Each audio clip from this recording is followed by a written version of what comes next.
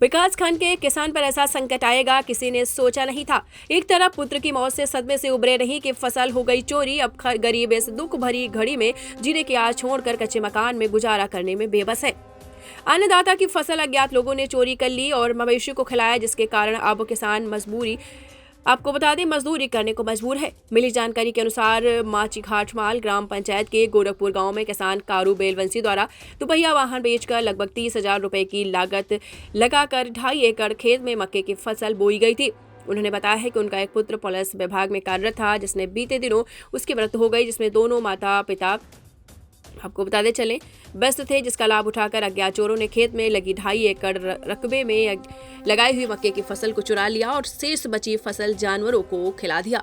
कृषक खेत आया, देखा तो खेत में मक्के की फसल नहीं मिली, उसके पैरों तले जमीन खिसक गई। इस घटनाक्रम की जानकारी आसपास के लोगों से जुटाई। ग्राम के मुखिया व पंचायत बैठा कर ये मामला रखा गया कि खैर किसान की तो नुकसान हुआ है, अब इसकी भरपाई कौन करेगा। आपको बता दें इसके लिए किसान दर की ठोकरें खाने को मजबूर है। बेटे एक बड़ा वाला खत्म हो चुका है, बहुत परेशानी में हूँ।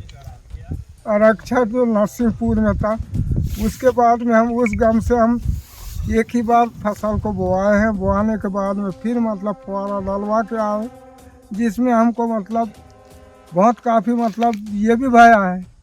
बौनी करके गए, खाद पूरा मतलब जिसमें 30,000 रुपये खर्चा मेरे को आया, 3.5 एकड़ का जमीन में। और उसके बाद उसके बाद में फिर रहा तो हमने फिर गए तो मेरे यहाँ बेटी मतलब माइंड डिस्टर्ब हो गए, जो लड़का की टेंशन में जो मृत्यु भया है।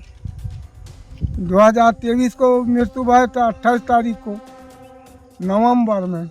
इस बीच में फिर मतलब बेटियाँ मेरी भयभीत हो गई है। और फिर मेरे यहाँ बेटा का भी इन्हें ने मोहब्बत उनने